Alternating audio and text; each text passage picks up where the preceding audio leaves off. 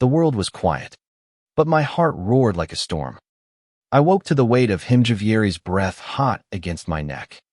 His body pressed against mine in the dark.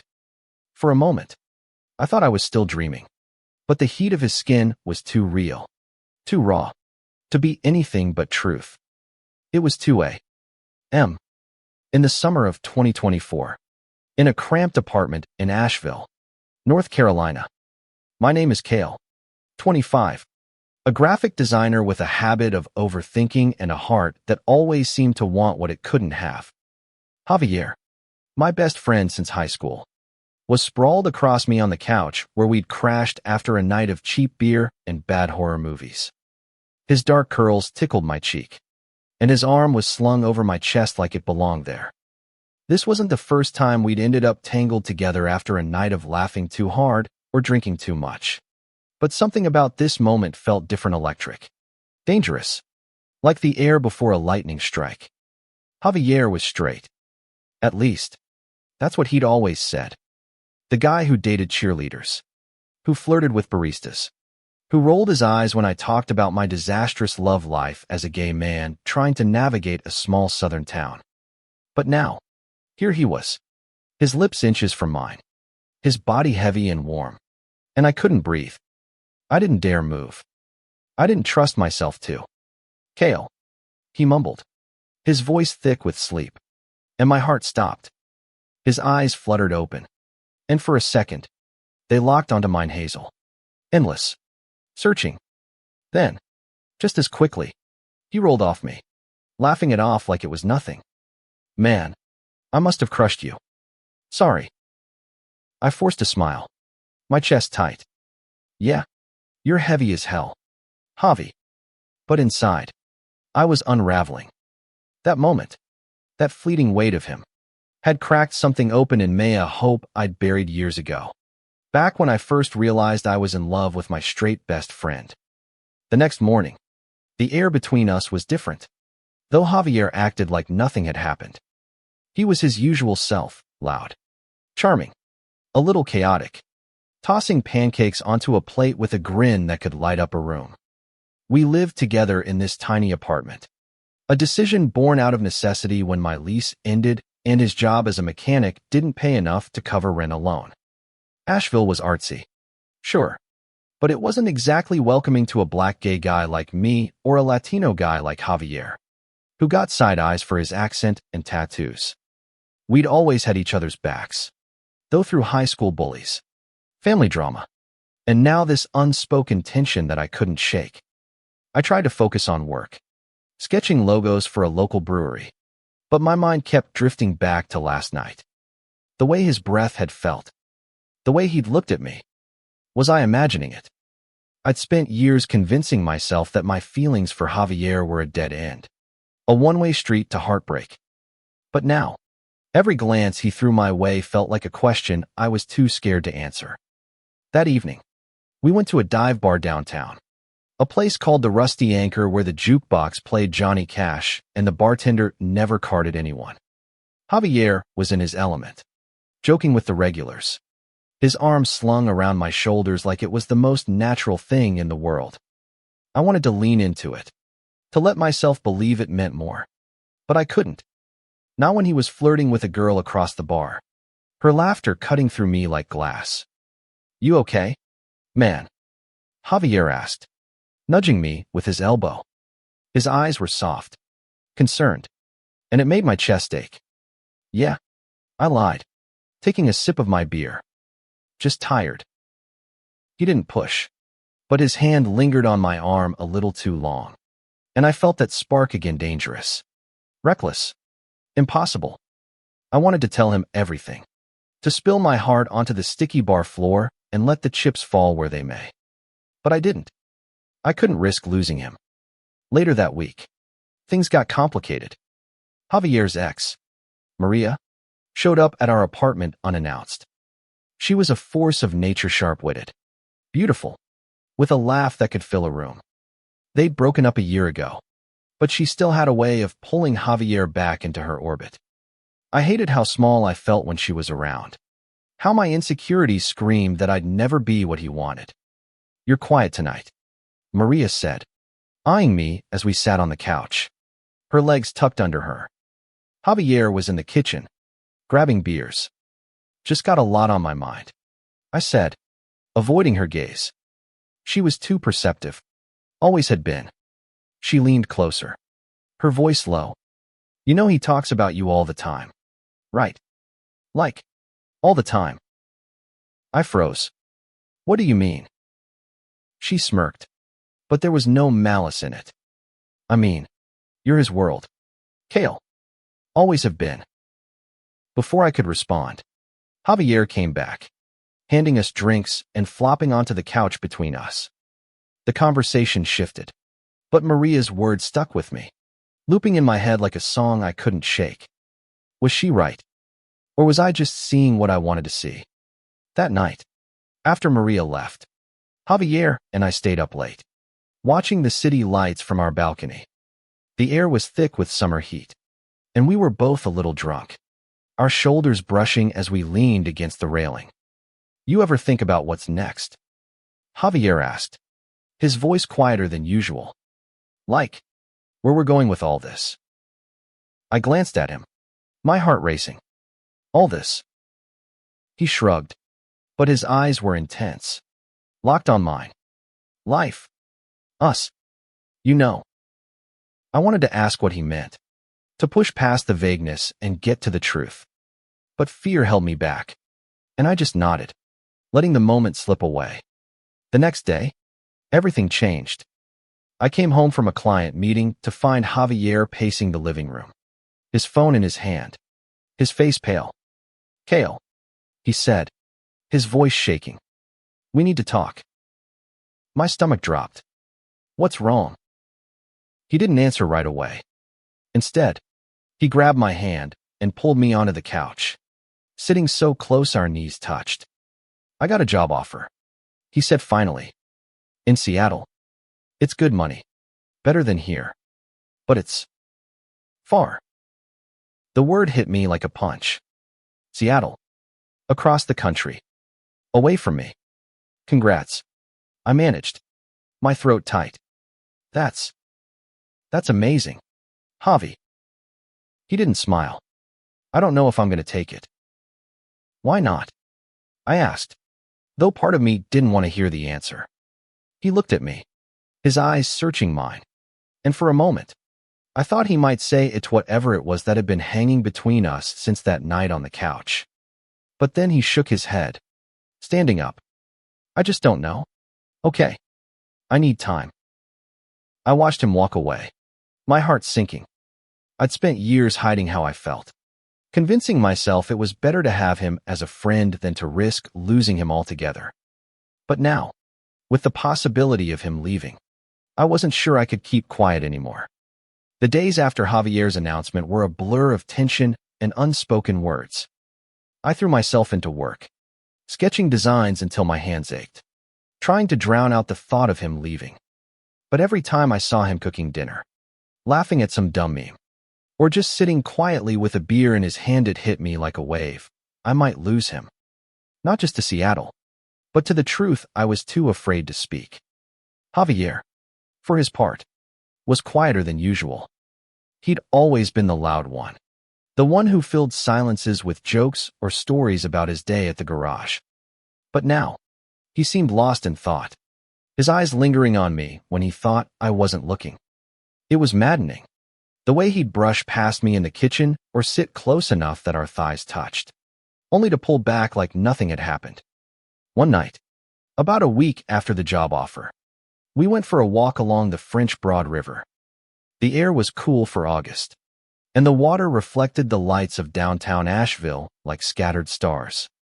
We didn't talk much at first, just walked side by side, our steps in sync. I wanted to ask him about Seattle, about what was holding him back, but the words felt too heavy. You remember that time we snuck into the old theater? Javier said suddenly, breaking the silence. We were, what, 16. Thought we were so badass. I laughed, the memory pulling me back. Yeah, until the security guard chased us out and I tripped over that fence. You were screaming like you were in one of those horror movies you love. He teased, nudging me with his shoulder. I shoved him back, grinning. And you were the one who cried when we got caught. He laughed, loud and bright. And for a moment, it was just us again, Kale and Javier. The way we'd always been. But then his laughter faded, and he stopped walking, turning to face me. The river gleamed behind him, and his expression was serious, almost pained. Kale, he said, his voice low. I need to tell you something.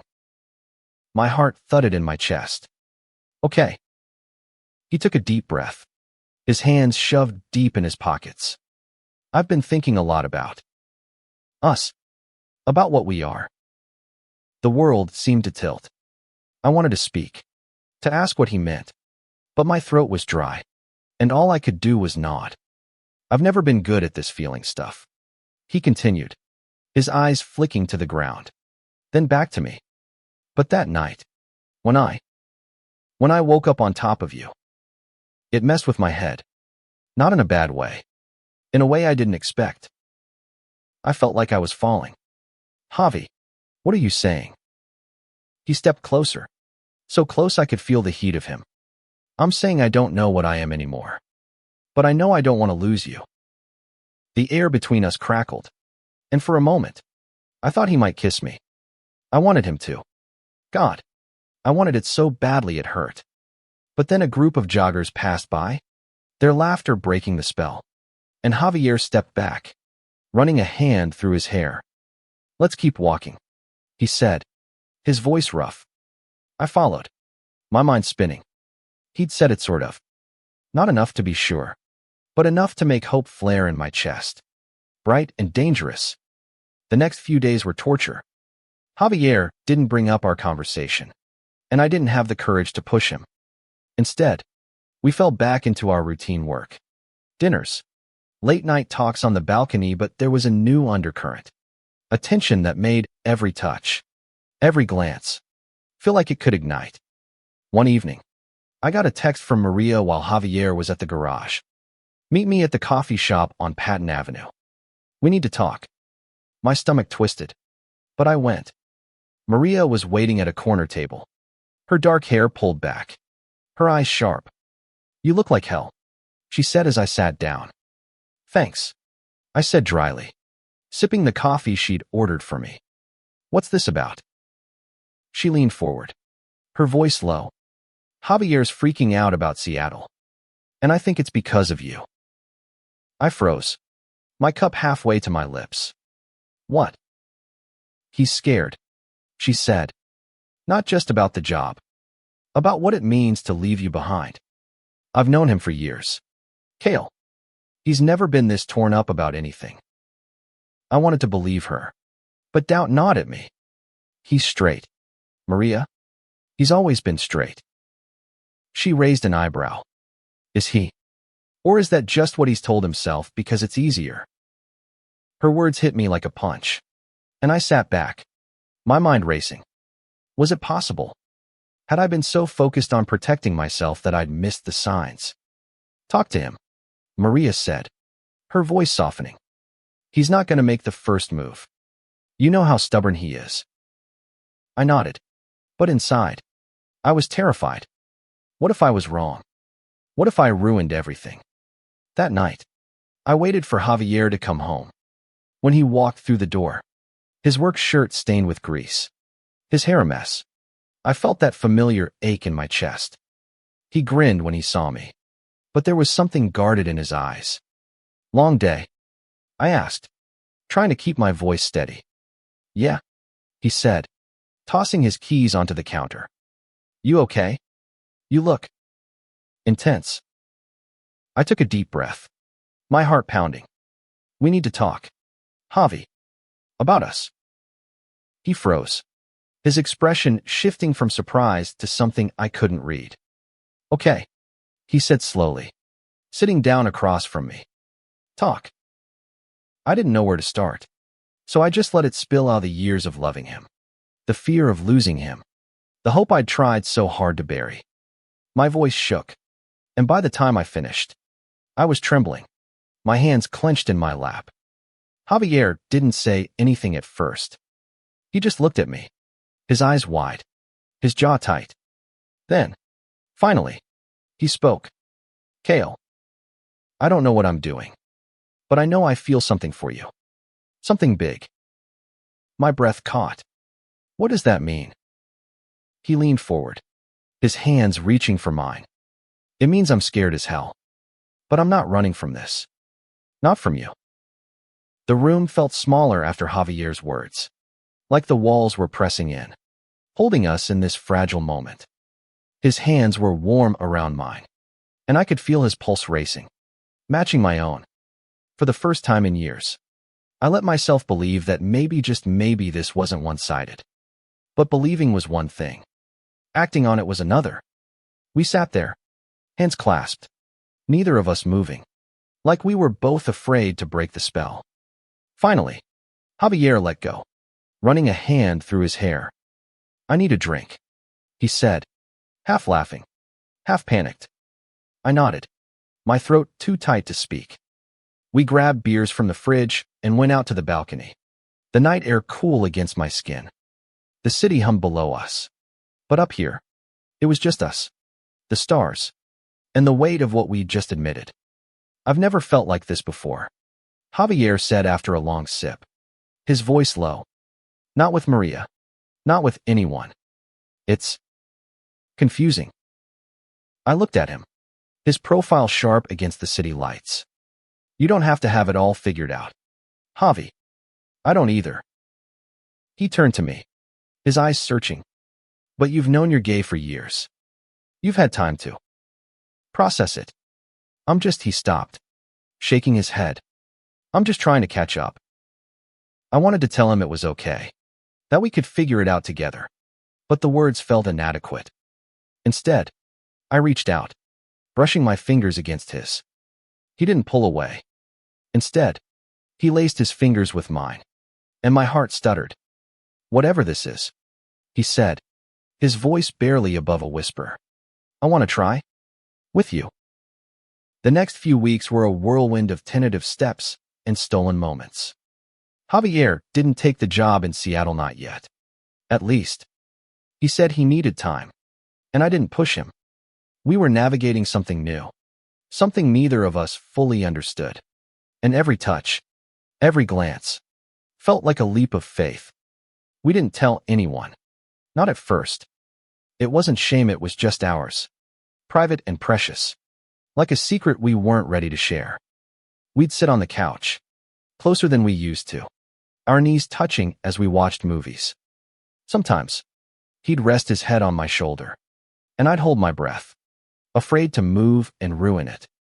Other times, he'd pull back, his old habits kicking in, and I'd see the confusion in his eyes, the struggle between who he'd always been and who he was becoming. One night, we went to a local music festival, the streets of Asheville alive with color and sound. A band played on a makeshift stage, and the crowd was a mix of hipsters, families, and tourists. Javier grabbed my hand as we weaved through the throng, his grip firm, like he was claiming something. I felt a rush of pride, of joy, but also a flicker of fear. This was new for him, and I knew how hard it was to be open in a place like this, where not everyone was kind. You okay? I asked, leaning close so he could hear me over the music. He nodded, but his jaw was tight. Just a lot of eyes. You know. I squeezed his hand. We don't have to do this. Not yet. But he shook his head, pulling me closer. No. I want this. I want you. The words hit me like a tidal wave, and before I could stop myself, I kissed him right there in the middle of the crowd, with the music pounding and the lights flashing. It was quick, impulsive, but it felt like the world stopped. When I pulled back, Javier was staring at me, his eyes wide, a slow smile spreading across his face. Damn, Kale, he said, laughing. You don't mess around. I grinned, my heart soaring. You started it. But not every moment was easy. Javier's family was traditional. And though he didn't talk about it much, I knew they wouldn't understand. My own family had come around after years of tension, but Javier was still grappling with what this meant for him. One night, he got a call from his mom, and I could hear her voice through the phone, sharp and insistent. When he hung up, he was quiet. His shoulders slumped. "She wants me to visit," he said finally. "Says she's worried I'm drifting." I sat next to him, careful not to push. "You gonna go?" He sighed, leaning his head back against the couch. "I don't know. I want to tell her about us. But what if she hates me?" I took his hand, my heart aching for him. "She won't hate you, Javi. She might need time, but she loves you." He looked at me, his eyes glistening. "You make it sound so easy." "It's not," I admitted. "But you're not alone in this." He nodded, pulling me into a hug. It wasn't romantic, it was raw, vulnerable, like he was holding on to me for strength. And I held him back, knowing this was just the beginning of the challenges we'd face. Fall came to Asheville, painting the mountains in shades of gold and crimson. Javier and I were finding our rhythm, but it wasn't perfect. There were moments of doubt, of fear, but also moments of pure, unshakable joy. Like the morning he woke me up with coffee and a shy smile, or the night we danced in our living room to an old jazz record, laughing until we couldn't breathe. But the shadow of Seattle still loomed. Javier hadn't given the company a final answer, and I could feel the weight of it pressing on him. I wanted to tell him to stay, to choose me, but I knew it wasn't fair. He deserved a chance to chase his dreams, even if it meant leaving me behind. One evening, we drove up to the Blue Ridge Parkway, parking at a lookout point where the mountains stretched out like a painting. The air was crisp, and we sat on the hood of Javier's beat-up truck, sharing a blanket. The stars were bright, and for a while, we just sat in silence, the world feeling bigger and smaller all at once. "I'm scared," Javier said suddenly, his voice barely audible. "Not just about Seattle. About this. Us." I turned to him, my heart in my throat. "Scared of what?" He looked down, his fingers tracing patterns on the blanket. "What if I'm not enough for you? What if I mess this up?" I reached for his hand, my voice steady despite the ache in my chest. "Javi, you're already enough. Just by being here, by trying. That's more than I ever thought I'd have." He looked at me, his eyes shining with something I couldn't name. Then, slowly, he leaned in, kissing me softly, deliberately, like he was making a promise. It wasn't like the impulsive kiss at the festival. This was deeper, more certain. When he pulled back, he rested his forehead against mine, his breath warm against my skin. "I love you, Kale," he whispered, and my world stopped. I dreamed of hearing those words for years, but nothing prepared me for the way they felt, like a wound and a cure all at once. "I love you too," I said, my voice breaking. We stayed there for hours, wrapped in each other in the blanket, the mountains bearing witness to something new and fragile and beautiful. But love, even the kind that feels like it could move mountains, doesn't erase the world's challenges. Javier decided to visit his family in Charlotte for a weekend, and I could see the tension in him as he packed. He didn't say it, but I knew he was planning to tell them about us. I wanted to go with him, to stand by his side, but he insisted on doing it alone. "I need to face this," he said, his voice firm but shaky. "I'll be back Sunday." I hugged him tightly before he left, trying to pour all my strength into him. "You've got this," I said, "and I'm here, no matter what." He nodded, kissing me quickly before grabbing his bag and heading out. The apartment felt empty without him, and I spent the weekend distracted, checking my phone for updates. He texted me a few times short, vague messages that didn't tell me much. "Talk to Mom. It's a lot. I'll explain when I'm back." Sunday came, and Javier walked through the door looking exhausted, his eyes red.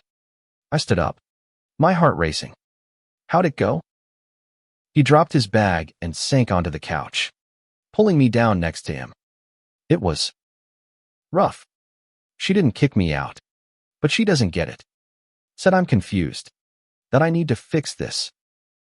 My chest tightened. I'm so sorry. Javi. He shook his head, taking my hand. Don't be. I told her I love you. That's not changing, no matter what she thinks. I pulled him into a hug, my heart swelling with pride and pain. I knew how much his family meant to him, and I hated that this was tearing him apart. But I also knew that his choicito stand up for us. For himself was a kind of courage I'd always admired in him. The next week, Javier made his decision about Seattle. He called the company and turned down the job, saying he wasn't ready to leave Asheville. When I asked him why, he just smiled and said, "You're here. That's enough for now." I wanted to believe it was that simple, but I knew it wasn't. He was giving up something big for me, and part of me worried he'd regret it. But when he looked at me, his eyes full of warmth and certainty, I let myself hope that we could make this work. Winter settled over Asheville, blanketing the city in quiet and cold. Javier and I were learning each other in new ways, not just as friends, but as partners. It wasn't always easy. There were moments when doubt crept in, when the world's judgment felt too heavy. But there were also mornings when I'd wake up to find him watching me, his smile soft and unguarded, and I'd know it was worth it. We started being more open about our relationship. We held hands at the coffee shop, kissed at the park, ignored the stares and whispers. Asheville was progressive in pockets, but not everyone was kind, and we learned to lean on each other when things got tough. Maria became our biggest ally, cheering us on and calling out anyone who gave us trouble. "You two are too cute to hate," she'd say, grinning. One night, we went back to the Rusty Anchor, the bar where this all began. The jukebox was playing something slow and soulful, and Javier pulled me onto the tiny dance floor, his hands on my waist. I laughed, embarrassed, but he just grinned, spinning me like we were in some old movie.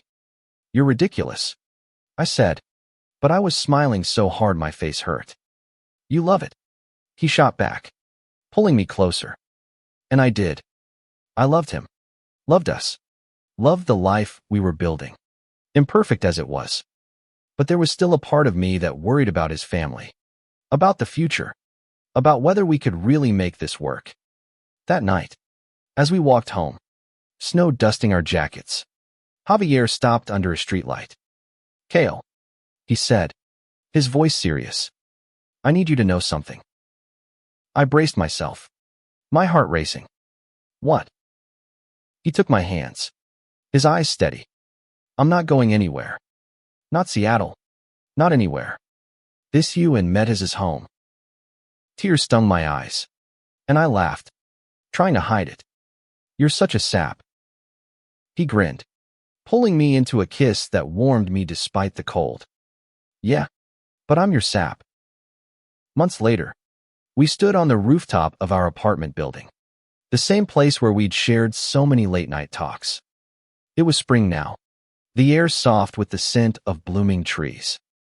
Javier had planned a surprise, dragging me up here with a bottle of wine and a nervous smile. "What's all this?" I asked, laughing as he spread out a blanket and lit a lantern. He didn't answer right away. Instead, he took my hand, pulling me down to sit beside him. "I've been thinking," he said, his voice steady but laced with emotion, "about everything we've been through, about how you've been my best friend, my home, my everything." My breath caught as he reached into his pocket, pulling out a small box. Inside was a simple silver ring, etched with a tiny star. "It's not a proposal," he said quickly, his cheeks flushing. "Not yet. Anyway. But it's a promise. That I'm in this. Kale. For real." I stared at the ring, my heart so full it hurt. "Javi." He slipped it onto my finger, his hands trembling. I was sleeping, too. You know. Not just that night on the couch, but for years. I was asleep to what I really wanted, who I really was. You woke me up. I pulled him into a kiss, tears streaming down my face. You woke me up too.